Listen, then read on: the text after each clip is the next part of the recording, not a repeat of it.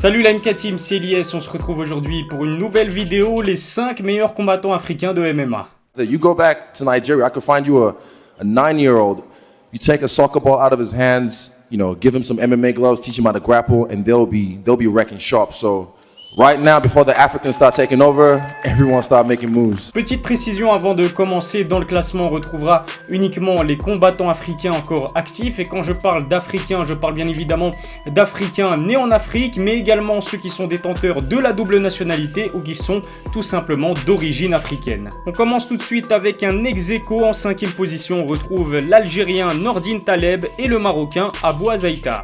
On va commencer tout de suite avec Nordine Taleb, ce franco-algérien âgé de 37 ans, a une carrière qui pourrait en faire pâlir plus d'un. Avec 14 victoires et 6 défaites dans le monde professionnel, Nordine Taleb a combattu au Bellator comme à l'UFC. Ses victoires les plus notables sont sans aucun doute celles acquises par KO contre Eric Silva ou encore Danny Roberts. D'ailleurs, face à ce dernier, Nordine Taleb n'a pas fait dans la dentelle. Un high kick surpuissant et un coup de coude dévastateur ont permis de sceller sa très belle victoire contre le Britannique Roberts. Contre Eric Silva, celui qui réside au Québec s'est également distingué, alors que le Brésilien a été l'auteur d'un geste, on peut le dire, pas très fair-play. Nordine s'est joliment vengé en l'emportant une nouvelle fois sur un KO impressionnant. En dehors du MMA, le franco-algérien assure également la sécurité d'une star internationale du football, le Brésilien Neymar. Taleb devrait néanmoins remettre les gants prochainement puisqu'il affrontera Bahar Douzada le 4 mai prochain. Passons maintenant au germano-marocain Abou Azaïtar.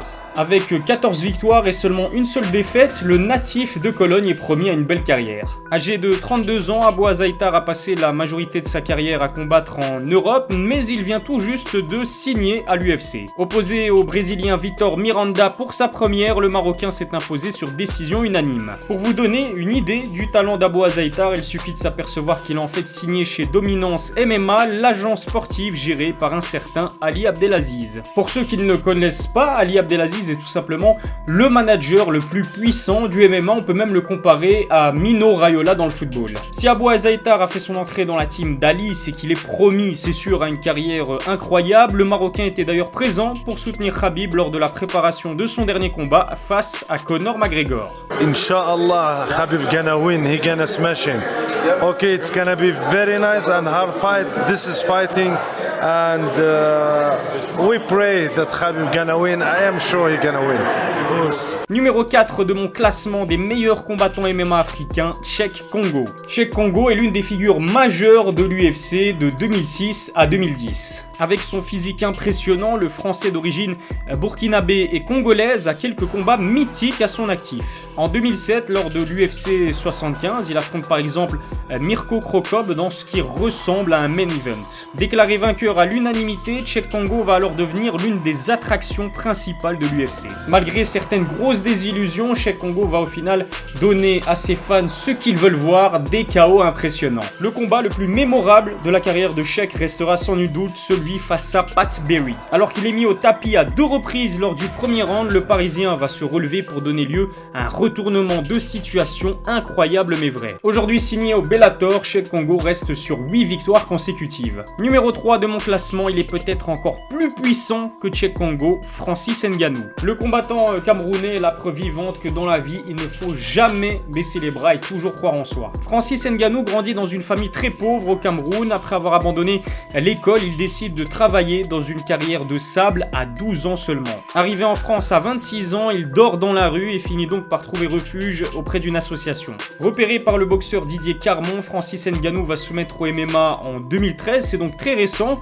Pour rattraper son retard, le Camerounais va travailler très dur pour arriver au niveau auquel on le connaît aujourd'hui. Passé à 2 doigts d'une ceinture après sa défaite face à Stipe puis Derrick Lewis, Ngannou reste quand même, on peut le dire, une valeur sûre des poids lourds de l'UFC. Récemment venu à bout de la légende Cain Velasquez, le natif de Battier devrait certainement retrouver l'occasion de décrocher une ceinture. S'il y arrive, il deviendrait donc le 3e Africain à devenir champion de sa catégorie. Numéro 2 de mon classement, le solide Kamaru Usman. Né au Nigeria, Kamaru Usman n'a que 5 ans quand sa famille décide d'aller vivre aux États-Unis. Il commence à pratiquer la lutte à son lycée au Texas, très doué dans la discipline. Le jeune Kamaru Usman remportera plusieurs tournois universitaires. Il aura même l'occasion apparemment de croiser un certain John Jones pendant les tournois auxquels il participe. Après avoir débuté sa carrière en MMA en 2012, Kamaru Usman gagne une véritable notoriété grâce au show télévisé The Ultimate Fighter. Il remporte l'édition 2015 du show en battant Haider Hessen en finale. Depuis, le cauchemar nigérian, comme on le surnomme, enchaîne les victoires. Après avoir battu à plate couture Tyron Woodley il y a quelques semaines, Kamaru Usman est devenu champion dans la catégorie welter. Il devient par la même occasion le premier champion africain de l'histoire de l'UFC. Numéro 1 des combattants africains MMA les plus talentueux, sans surprise, on retrouve bien sûr Israel Adesanya. Israel Adesanya est la plus grosse révélation de l'UFC, et cela depuis 2018.